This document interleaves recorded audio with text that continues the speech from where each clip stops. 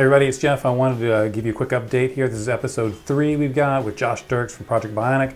And I'm pretty excited about the conversation, but I wanted to keep in mind something that occurred to me when I was editing, is that it's been a few weeks since this episode was shot, and a lot has changed in a few weeks. So I'm not sure how much is going to change. The information is still great. Josh has some great insight, especially as a sales leader here in Seattle.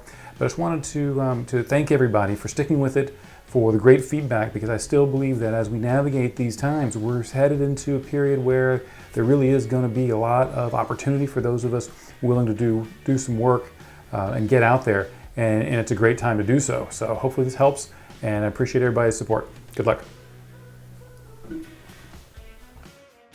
All right, so we're on. And for anybody who doesn't know Josh Dirks is Project Bionic and a million other things. He's a buddy of mine here, a longtime Seattle business owner. Would you call, is your title CEO? Is it? CEO, chief scientist, juggler of all things flammable, whatever the title. There, I knew you had like a non-traditional title on your business card. And I'm not really sort of here to just sort of give you your bio. So tell us a little bit about sort of you personally and your experience, because overall we're going to talk about the sales community, businesses, what's happening in the Seattle, Puget Sound area, really broadly, because your experience is one of digital marketing and communications. And I know that you work nationwide, Yep. but obviously you have a staff here, and you interact with a lot of people here. So start with a little bit like who you are, and then broaden that into a marketplace. Yeah, so previous to starting Project Bionic, which I started in 2009, which is another economic booming time. We get to that in a second. I actually moved up here from Texas and worked for a company called Door to Door Moving and Storage. And in that time, I actually learned to sell, went to Sandler's school to go ahead and learn the different closing techniques and things like that. From there, I got into marketing, and they started to introduce me to digital marketing. I really got onboarded in about 2002 into this kind of whole new environment. So I had a web development company. I've done a lot of different things.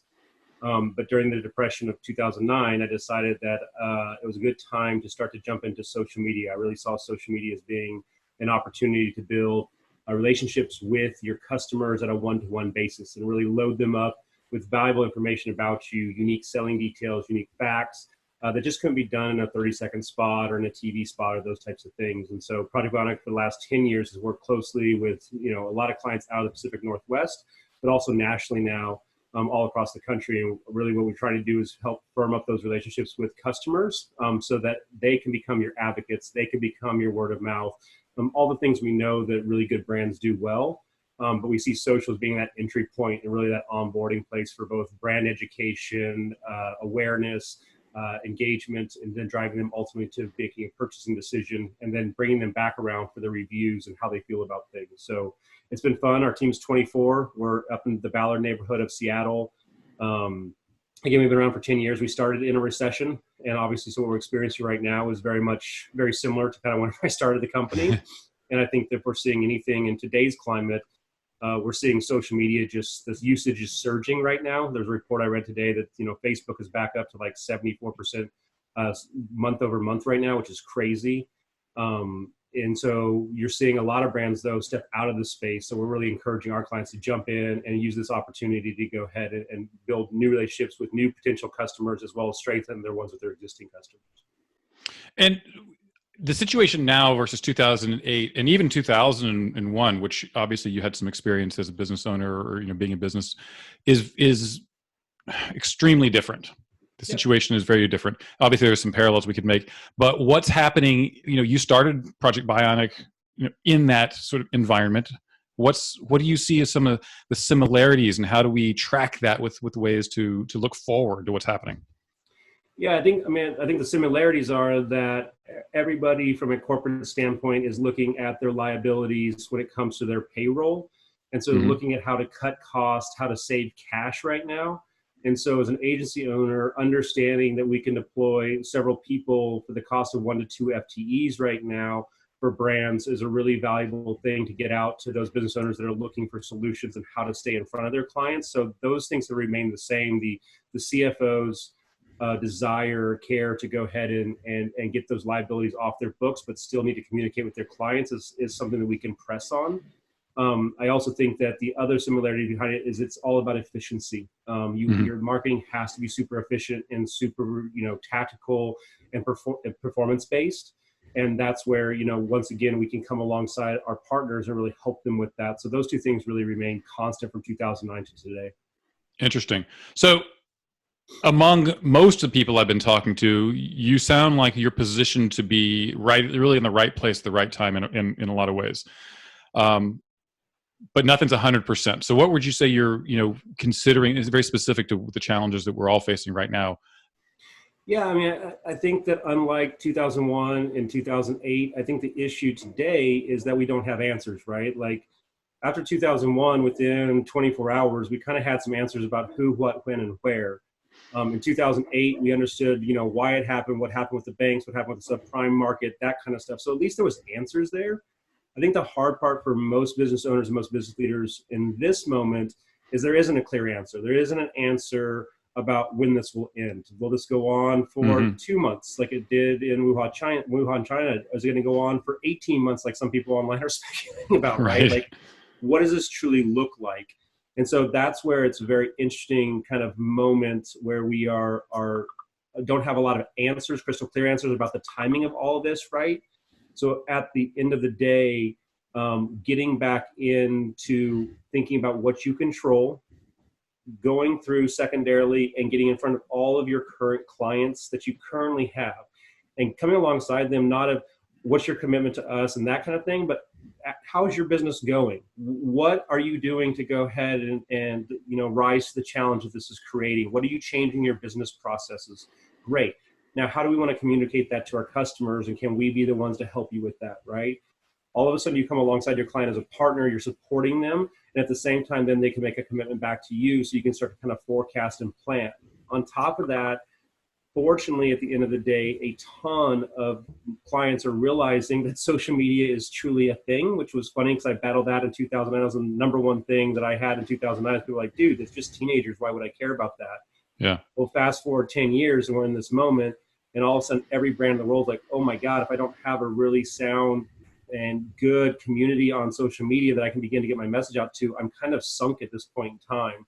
So, then taking in those leads and making sure that as you're going through them, you're getting people that are not making just reactionary decisions, but want to invest long-term. Because we spend our time and our resources in this moment, it's about helping those business leaders that see this not as a Band-Aid for this moment, but a solution long-term for their business. And so those are kind of the three things we're looking at: is controlling what we can control every day and what we have the power to do.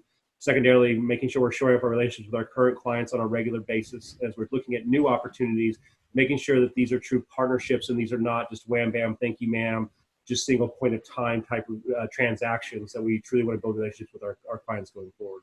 That's the thing. It's not about hunkering down. It's going back to what you know. That's what I find so, I won't say alarming, but just frustrating to watch some of the business community pulling back from the table and not thinking about investing and just, thinking about how the government's going to bail them out or how they can get an SBA loan or those types of things. And those are, again, temporary Band-Aids that are not going to fix things because we don't have an answer for this timeline. So even if you went out and got a big loan, would that even get you through if it's 18 months? We don't know those types of things. So getting back to making sure that you're not leveraging yourself or overextending yourself is also really important, because this is a moment in time where people could definitely over leverage themselves if that ended up happening. Yeah, that's a good point. I mean, it's reasonable. It makes sense, right? I was chatting with somebody about the fight or flight mode. The first thing that happens is freeze, and so that's reasonable. And I know there's a lot of people out there who are sort of figuring out, like, how do we navigate some of this stuff. But I'm hearing a lot of positivity, a lot of optimism in your world. What would you say? Take it out of the digital marketing world, right? Because it's very specific, almost perfect, and not perfect, but great, opportunity. Talk to me about people who are selling things that maybe are brick and mortar, or a little bit about. Yeah, well, I think there's a ton of opportunity if you begin to look at it not through the lens of how you traditionally go ahead and have run your business, but if you stripped everything out and said, I'm this widget maker that makes this one widget, I need to get it to this end consumer who still is going to need this thing. How do I do that right now? You think about like Taco Time Northwest, who's been a client of ours for a long time. They, rolled out Order Ahead on their app 2 years ago, kind of as a convenience thing, kind of going after a crowd that doesn't want to be necessarily social. They were naturally socially distancing themselves from society. And all of a sudden now, because they have that in place, that's become a major part of their playbook. Well, they would use that as part of their messaging. Now it's become every bit of their messaging on top of food safety and what they're doing that way, right? So pivoting and be able to pivot into that message and say, hey, I can intercept where that's going. Clients like Pebblebee that have GPS finders, right? Thinking about how you talk to them about things that are going to be important to you. And as this continues to go on, how are you going to find different things and that kind of stuff. So you can really kind of change that messaging if you just kind of strip away everything you know and start from the baseline of like, okay, what do I have? What can I go ahead and create? And then how can I get that to move forward and get it to that end consumer? And so I've seen a lot of companies, whether it's Canalys here, that's totally changed from a 5-star restaurant to serving burgers and bagels and things like that in a drive-through setting. I mean, big kudos for those guys. We have a huge counseling company called Acuity that she's gone through and done all telehealth now, and she's growing the telehealth side, and she's on with her clients, and she's actually growing her practice real time right now. That's usually a very intimate, personal situation, right? She's been able to pivot out of that and figure out a new way of doing things. So, you know, anybody in their business can figure out a solution in this moment if you're really truly creative and focused on the objectives instead of how I've always done it. Yeah, that's awesome. And that's really good from a leadership point of view. So, and I just ran literally like right before this, ran a webinar workshop on prospecting, right? And how it's changed and some of the things that we have to do. Talk to me about some of the things you see either your team succeeding with and cracking new conversations, having, you know, adjusting to the fact that like in person obviously is no longer a thing, and maybe some other examples that, you know, are that you're seeing with other companies. Yeah, so I think that anytime in that, you know, the kind of the 3 steps I talked about, anytime you're going back to your current customer base to show them how we can support them, that often leads to new opportunities. We have a company out of Dallas, Texas, which you know well there, Jeff, that's has one of the largest bar chains in the country, right? We've been doing all the review management. Well, now that their dining room was closed, they went ahead and like, hey, can we cut down our review management because we're not going to need as many hours? I'm like, yeah, sure, we can do that for you. I said, are any of your restaurants open? Like, yeah, there's all these ones that are doing to-go orders and things like that. I said, how are you guys messaging that? And they're like, I don't know. So we're in discussion right now with an opportunity to run a very large nationwide ad campaign for them, driving local awareness to their restaurant. And that's an opportunity by getting in on a very personal level, not coming with any selfish motivations, but as you started talking through their business and understanding what's going to allow them to survive, being able to bring solutions to the table. So that's where solution selling is really important right now. It's who cares about the features and benefits right now? Who cares about any of that kind of stuff? Tell me how you can help me right now. So those that have a very consultative sales model, you got to really flip into that. You've got that you're really aligned and understand the business and what the business owner needs. Otherwise, that's going to be really difficult for you to be able to make recommendations that can truly help. And ultimately, you got to go in there with their best interest at heart. And if you have that at heart and you can offer them a solution, then great. I've had 15, 20 conversations in the last 10 days where I'm not the person. And so I've been able to refer them on at work, and it actually kicked up another opportunity with a different company than when I sent it on to a PR agency, right?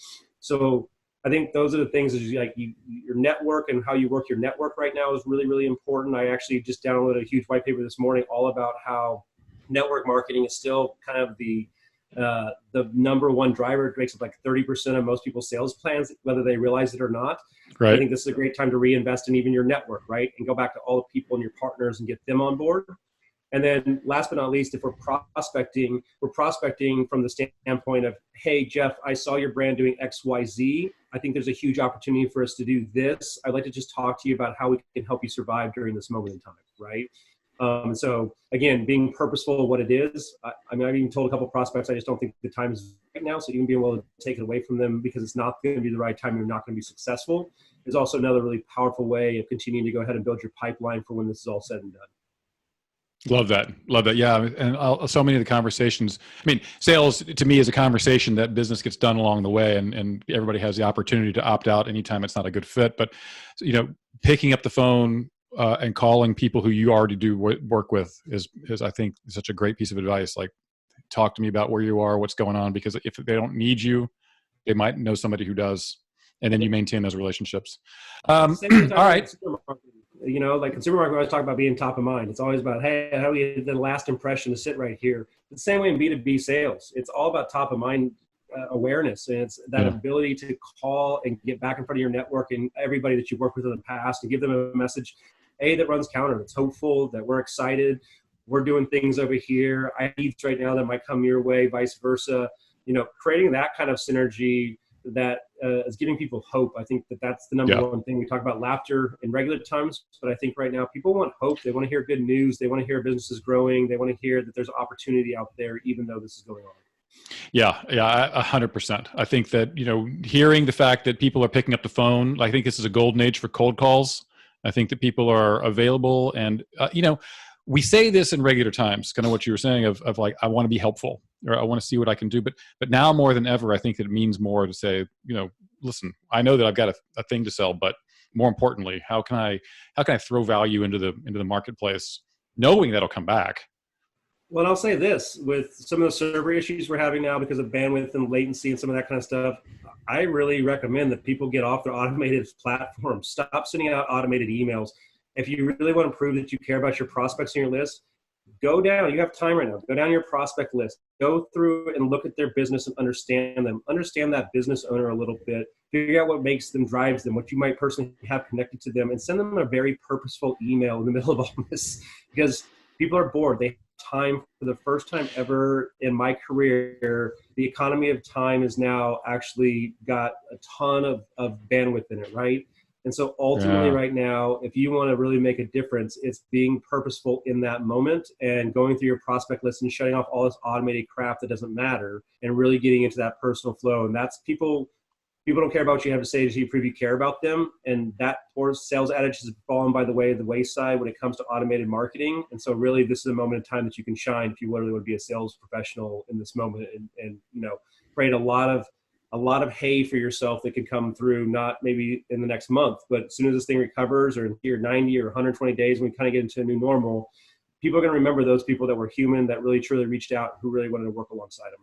Yeah, no, that's such a great piece of advice. Like, we have this reclamation of time that is an opportunity. It's not, the window is not going to be open that long where people will get, I mean, even if someone really isn't that busy, there's that perception of being busy under normal times. So that's really awesome. Okay.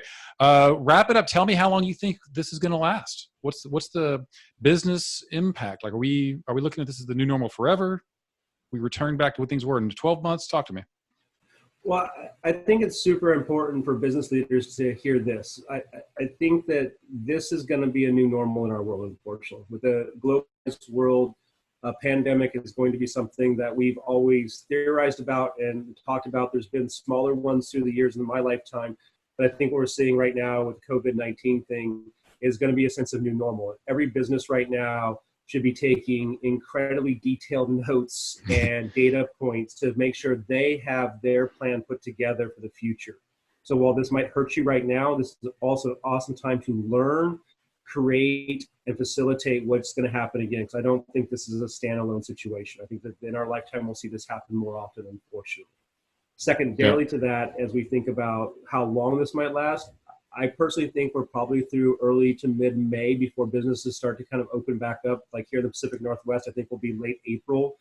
I think if you look at some of the other places like South Korea and Wuhan and those type of places, it took about 2 months. So I think we're in a holding pattern of about 2 months when it comes to a lot of different things. And that's going to be a rolling thing because each state is doing it differently. So nationally, it's going to roll very differently. It's going to be kind of like a marble on an uneven floor, the way it rolls around.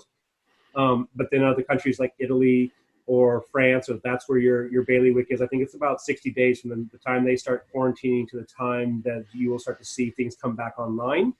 And then I think it'll be interesting to see how our leaders handle some of this stuff, because I think the economy could snap back very quickly, like in 90 to 120 days once we're done with all of this. Or I think that if you've really gutted the middle class and lower class, then we're going to be in a very different situation. It could take anywhere from a year to 18 months to fully recover as well. All right. Last thing, actually, second to last thing, any particular industries you see as coming out of this stronger than we've seen before? I definitely think, obviously cleaning products, house products, that kind of thing is going to be much stronger, right? I think that forever our habits will be changed in hand washing and sanitation and some of that kind of stuff. So I think those brands are going to see a big boom. But like, I also think that travel brands right now that lean in and give people hope and messaging. I'm seeing Southwest Airlines doubling down on their marketing spend right now. They're actually increasing their marketing spend. They did the same thing in 2008 and took a ton of market share. There's an incredible book by Eric Qualman called Socialnomics that if you read through it, he was working with a bunch of brands in 2007 and 8 that actually doubled down in the recession there, and they came out to be market leaders. So if you want some historical ideas about that's one of them that I think is a great read right now as you have time, and you'll start to really see the impact that you can have. Now, for the restaurant owner that can't even open his location right now, I don't have a lot of great solutions for you. Obviously, this has absolutely gutted you and the the bar industry and things like that. So it's going to be really interesting to see how those guys can rebound. That's one of the industries I'm most concerned about at the end of the day. But I think travel brands that lean in, people that are using, mobile video and walkthroughs and that kind of stuff, people that are holding virtual happy hours and that kind of stuff, there's a huge opportunity for every brand. But I think that, I'm looking around the cleanliness supplies, I'm looking around manufacturing. I'm thinking a lot about transportation because they're being really hit right now. I think that there's a big opportunity for some bounce backs there. Nice. Awesome. Well, I appreciate you sharing so much. And, the last thing I'll leave you with is obviously we've got this quarantine casual approach to video chats with everybody sort of locked down. Prediction on when we can get a haircut again. I'm hoping that by May, shoot, it's starting to get pretty bushy around here. You think we're just going to start, everybody's going to go shave, get the buzz cut because that's what we can do at home? I'm not far away from that though, so that's why I wear my hat. I don't want you guys to see the gleaming forehead that is. All right. Well, I hope so you guys all remain safe and secure, and I'll see you next time. You too, Jeff. Thanks so much. Thanks, Josh. All right.